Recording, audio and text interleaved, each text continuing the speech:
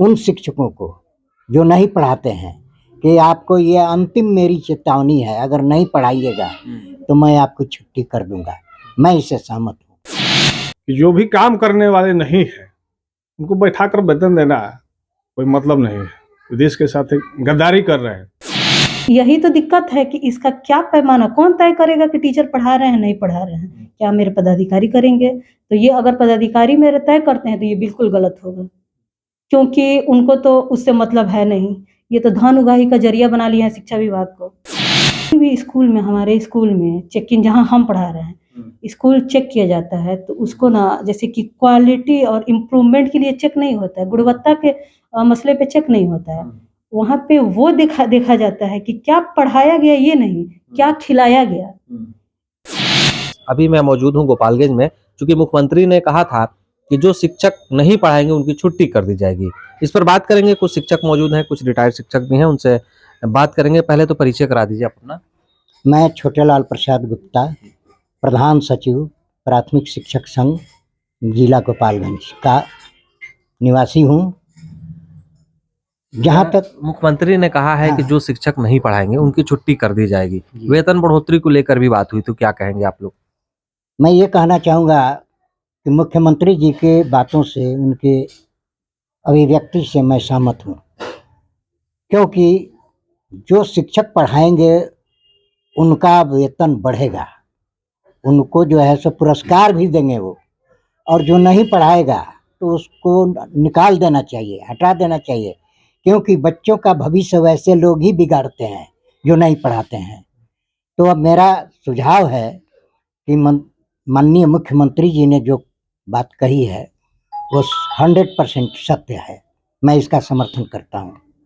अच्छा, क्या होना चाहिए और भी कुछ? चूंकि आप पुराने शिक्षक रहे हैं, रिटायर हो चुके हैं, बहुत चीजें आपने उस पढ़ाने के पीरियड में देखा होगा, तो क्या कुछ और होना चाहिए इसमें? क्या सिर्फ शिक्षकों को निकाल देने से शिक्षा में बदलाव हो जाएगा? मेरा सुझाव है कि पहले एक बार माननीय मुख्यमंत्री जी को उन शिक्षकों के लिए जो नहीं पढ़ा रहे हैं एक मौका देना चाहिए। सुधारात्मक कार्रवाई होनी चाहिए, दंडात्मक कार्रवाई नहीं। एक बार मौका उनको देना चाहिए कि भाई आप सुधर जाइए, अन्यथा आपकी नौकरी चली जाएगी। तो अब माननीय मुख्यमंत्री जी को एक मौका दे करके उन शिक्षकों को जो नहीं पढ़ाते हैं कि आपको ये अंतिम मेरी चेतावनी है, अगर नहीं पढ़ाइएगा तो मैं आपको छुट्टी कर दूंगा। मैं इससे सहमत हूँ। तो अच्छा, कौन ये तय करेगा कि कौन शिक्षक पढ़ा रहा है, नहीं पढ़ा रहा है? कैसे पता चल पाएगा कि शिक्षक पढ़ा रहा है? इसके लिए तो बच्चे ही बता देते हैं अपने गार्जियन से कि कौन टीचर पढ़ाता है, कौन नहीं पढ़ाता है।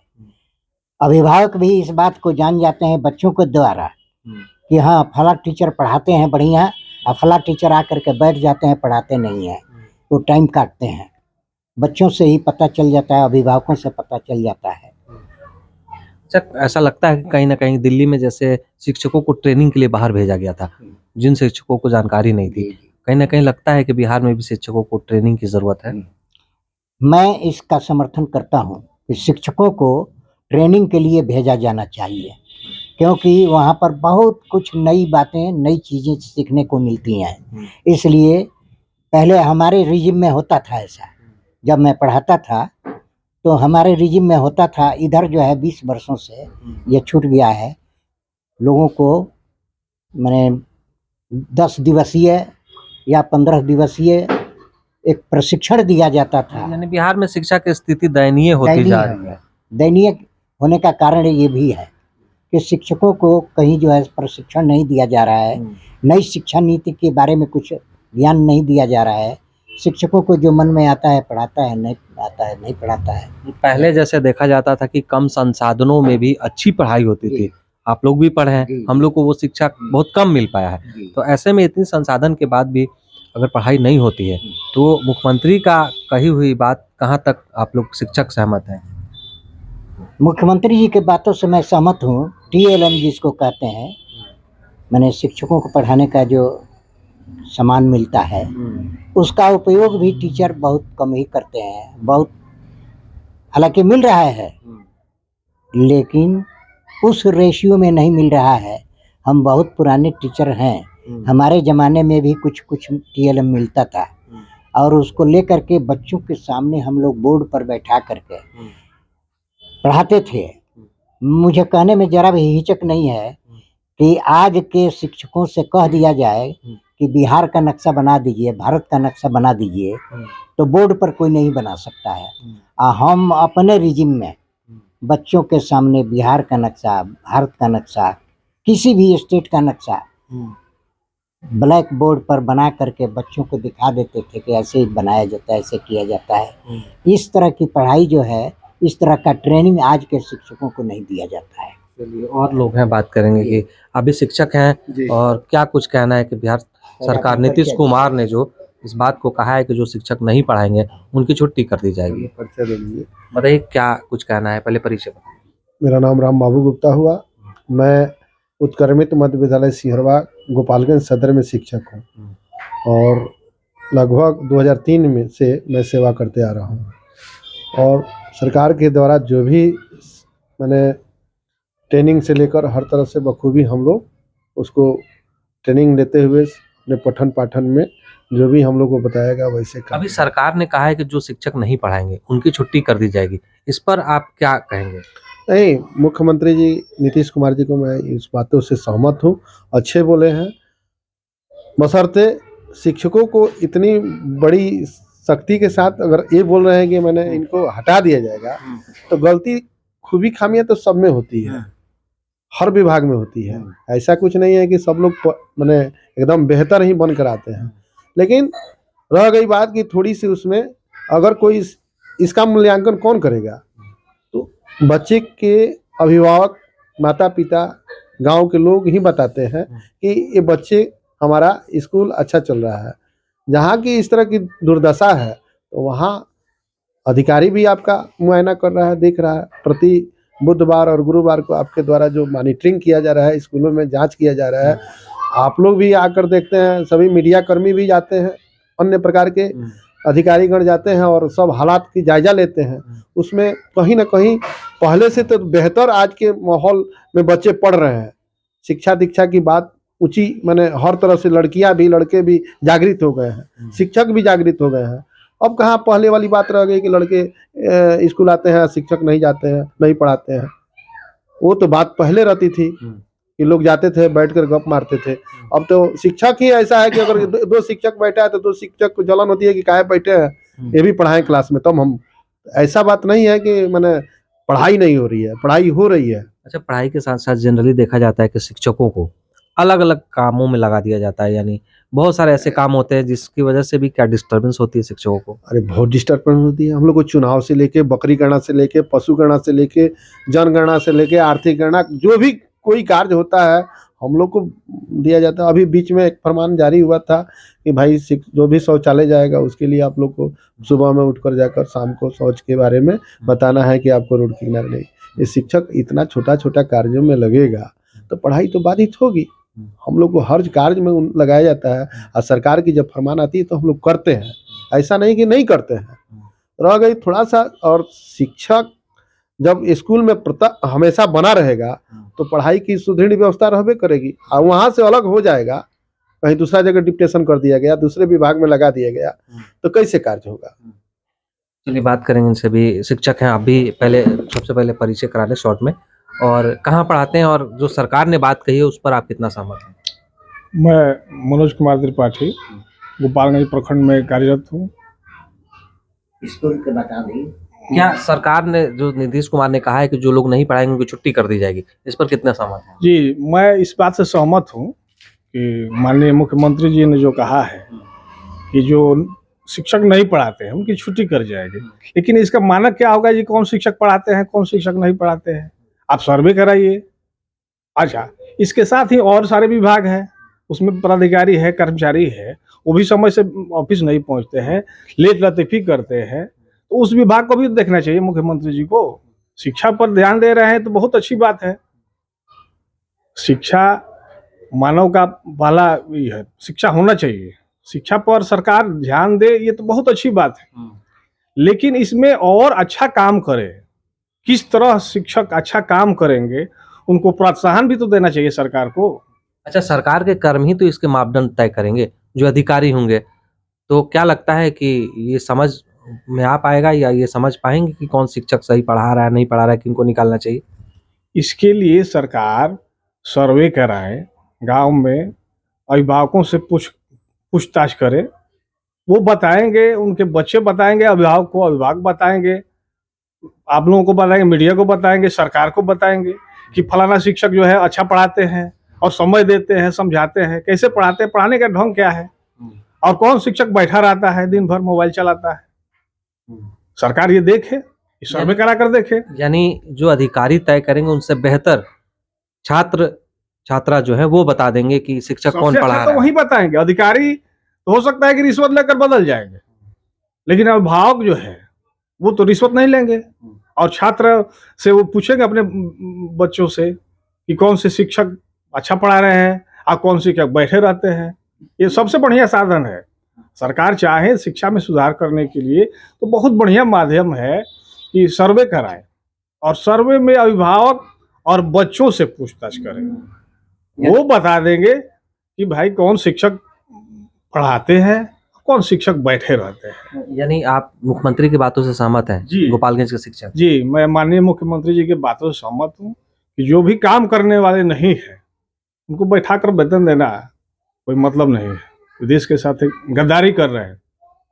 जो शिक्षक काम नहीं कर रहे हैं वो देश के साथ गद्दारी कर रहे हैं। मैं पूर्णतः सहमत हूँ नीतीश कुमार जी की बातों से। तो चलिए, तो ये तमाम लोग थे, शिक्षक थे, Okay.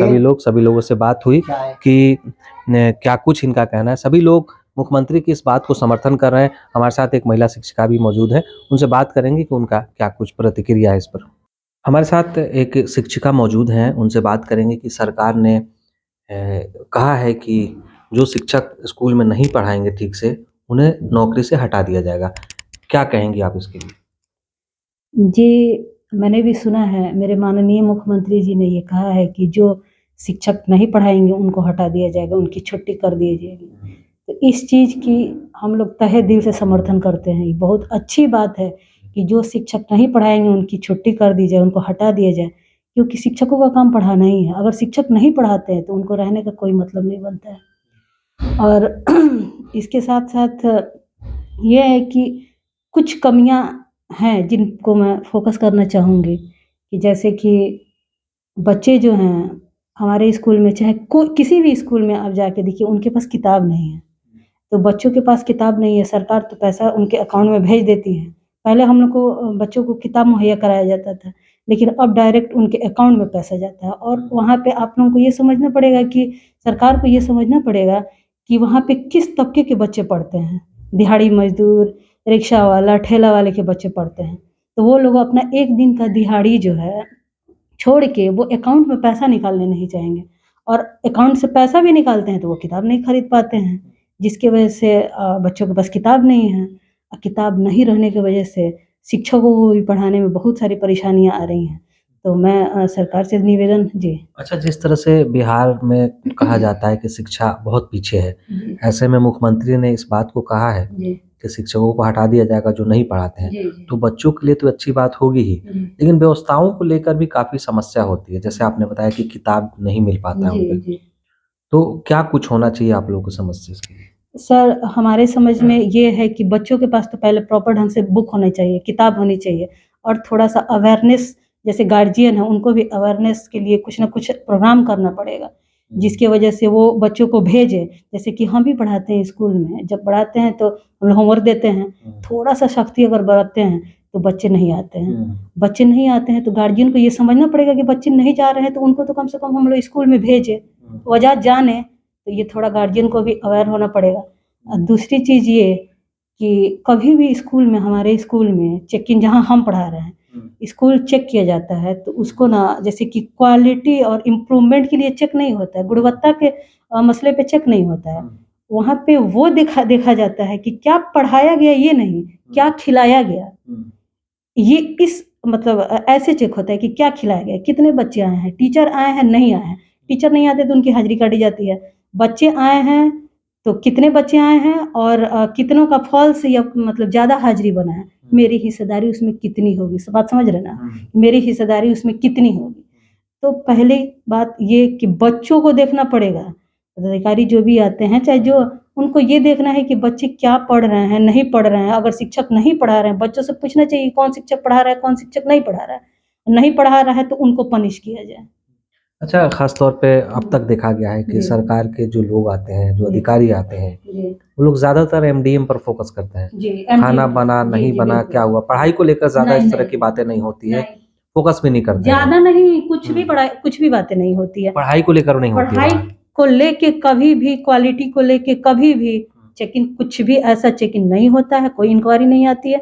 सारी इंक्वायरी इस बात की आती है कि कौन-सा फंड आया है, कहाँ यूज़ हुआ है, कैसे यूज़ हुआ है। एमडीएम बन रहा है तो कितने लोगों का बन रहा है, कैसे बन रहा है, इस चीज़ पे फोकस जो भी आते हैं हमारे स्कूल में कभी नहीं देखते हैं कि बच्चों की गिनती ज़रूर करते हैं, लेकिन बच्चे क्या पढ़ रहे हैं, उनको कौन पढ़ा रहा है, उनको कौन सपोर्ट कर रहा है, ये कुछ नहीं, ये कहीं कुछ चेकअप नहीं होता है। तो जब आखिर कौन इसके लिए तय करेगा कि कौन शिक्षक सही है, गलत है? जी, जब बच्चों की क्वालिटी नहीं चेक की जाएगी, जी। तो समस्या तो होगी। जी, बिल्कुल। तो क्या होना चाहिए कि किस तरह से आप लोग भी पढ़ाती हैं, जी। तो बच्चों को उन तक आप जो पढ़ा रही हैं वो पहुँच सके, और सरकार के जो लोग हैं वो लोग भी उस हिसाब से जाँच करें ताकि उन्हें पता चले कि कौन शिक्षक जी। सही है, गलत है। जी, जी। यही तो मेरी आग्रह समझिए, मेरी निवेदन है मेरे माननीय मुख्यमंत्री जी से कि इस चीज़ को, मतलब कि आप इतने सारे स्कीम ला रहे हैं, मतलब स्कीम ला रहे हैं, गरीबों के बारे में इतना सोचते हैं, लेकिन वो धरातल तक पहुँच रहा है कि नहीं पहुँच रहा है, बीच में क्या हो रहा है, इसका मतलब एक होता है ना कि धरातल से ही जाँच होना चाहिए। बिल्कुल, कि मतलब पहुँच रहा है बच्चों को, उसका बेनिफिट बच्चे ले रहे हैं कि नहीं ले रहे हैं, इसकी जाँच होनी चाहिए। यानी इसकी जाँच ज़रूरी है कि जो सरकार के द्वारा जो भी फंड दिया जा रहा है, वो उन तक पहुँच रहा है या नहीं पहुँच रहा है। जो जी, बच्चों इसकी तक पहुँचता है फंड जो सरकार देती है? देखिए, बच्चों तक हम लोगों को तो खुद अभी मतलब इस बारे में उतनी जानकारी नहीं है कि क्या-क्या फंड आते हैं, लेकिन स्कीम्स जो हम लोग पढ़ते हैं, ये स्कीम्स, वो स्कीम्स, गुणवत्ता के लिए और सारे नए टीचर बहाल हो रहे हैं। तो ये सब सही रूप से एक होता है ना, इम्प्लीमेंट नहीं हो पा रहा है। अच्छा, आप लोग पढ़ाते हैं तो कुछ समझ में आता है कि बच्चों में कहाँ कमियाँ हैं, बच्चों को और किस तरह से प्रोग्रेसिव बनाना चाहिए? जी, बच्चों में देखिए, बच्चों में तो कोई कमियाँ होती नहीं है, पहली बात ये। बच्चों के जो अभिभावक हैं, तो उन लोगों को हम लोग पीटीएम में हम खुद बुलाते हैं। पीटीएम में बुला के उनको बोलते हैं कि आप मतलब अपने बच्चों को एक तो सफाई पे ध्यान दें, समय से स्कूल भेजें, और जो भी आप कलम कॉपी है उसको नहीं दीजिएगा तो हम लोग क्या लिखना सिखाएँगे? ये सारी बातों पे हम लोग ध्यान देते हैं, सफाई पे ध्यान देते हैं। उनके पास किताब नहीं है तो अब इसके लिए हम लोग बुलाते हैं, हम खुद बुलाते हैं और बोलते हैं कि सरकार जब पैसे दे रही है तो कम से कम आप लोग 1-2 भी तो बुक खरीद के दीजिए, नहीं तो कैसे हम लोग पढ़ाएँगे? अच्छा, बुक नहीं होता तो फिर कैसे पढ़ा पाती हैं आप लोग? क्या करना पड़ता है? तो बुक नहीं है जिसकी वजह से देखिए, हम तो अब बुक लेके जाते हैं, घर से अपना बुक लेके जाते हैं, और अब से मैं बता रही हूँ कि मैंने बच्चों को बुक भी बाँटा है। अपने पैसे से खरीद के बच्चों को बुक दिया है, और वही बुक मैं रखती हूँ और मैं पढ़ाती हूँ उन लोगों को। हमेशा से देखा जाता है कि शिक्षा के क्षेत्र में आपकी अच्छी एक पहल रहती है, बच्चों को प्रोत्साहित करना, अलख जगाना बच्चों के लिए। लेकिन इसी बीच देखा जाता है कि गवर्नमेंट स्कूल में ज़्यादातर गरीब बच्चे पढ़ते हैं। तो उनके लिए क्या कुछ करना होगा? सरकार को ऐसा क्या कुछ करना चाहिए कि वो बच्चे पढ़ पाएँ और देश का नाम रोशन करें? जी, इसके लिए देखिए, शिक्षक तो मतलब हैं, थोड़े बहुत दोषी हैं, लेकिन उनसे ज़्यादा, कहीं ज़्यादा दोषी हमारे ऊपर वाले लोग हैं, जो पदाधिकारी हैं। क्योंकि उनको सिर्फ़ और सिर्फ़ गुणवत्ता से तो कोई लेना ही देना नहीं है, उनको ये है कि शिक्षकों को टारगेट कर के परेशान करना है। तो ये सब चीज़ की अभी तो मतलब ऐसा हो जाता है, मतलब टारगेट करके जो परेशानी का आलम ऐसे बढ़ जाता है कि दिल करता है कि रिज़ाइन कर दें, और नहीं तो मोरलेस होके इसी सिस्टम का हिस्सा बन जाए। यानी जो सरकार ये नियम ला रही है कि जो बच्चे जो टीचर जो है नहीं पढ़ाएँगे उन्हें हटा दिया जाएगा। जी। तो इससे फ़र्क पड़ेगा? सर, तो यही तो दिक्कत है कि इसका क्या पैमाना, कौन तय करेगा कि टीचर पढ़ा रहे हैं, नहीं पढ़ा रहे हैं? क्या मेरे पदाधिकारी करेंगे? तो ये अगर पदाधिकारी मेरे तय करते हैं तो ये बिल्कुल गलत होगा, क्योंकि उनको तो उससे मतलब है नहीं। ये तो धन उगाही का ज़रिया बना लिया है शिक्षा विभाग को। तो अब ये समझ में नहीं आ रहा है कि ये पैमाना क्या होगा, कौन पैमाना ये तय करेगा कि कौन शिक्षक पढ़ा रहा है, कौन शिक्षक नहीं पढ़ा रहा है। यानी इसकी पैमाना तय करना, इसकी मापदंड तय करना सबसे जी, ज़रूरी बात ज़रूरी होगी। बात है। जी, सरकार को चाहिए कि पहले ये पैमाना तय करे कि कौन पढ़ा रहा है, कौन नहीं पढ़ा रहा है। एकदम ज़ीरो लेवल में, ग्राउंड लेवल से ना इसकी जाँच होनी चाहिए पूरी की पूरी, कि अगर सरकार आपको इतना फंड देता है, इतना स्कीम है आपके पास, लेकिन फिर भी आप क्वालिटी इम्प्रूव नहीं कर रहे हैं, क्यों नहीं कर रहे हैं? ऐसा नहीं है कि टीचरों में कोई कमी है, पढ़े-लिखे टीचर हैं, अच्छे टीचर हैं, लेकिन फिर भी वो एक समझिए कि मेंटली एक उनको टॉर्चर किया जाता है, क्यों किया जाता है? ये सारी चीज़ों पे सरकार को थोड़ा गौर करना पड़ेगा।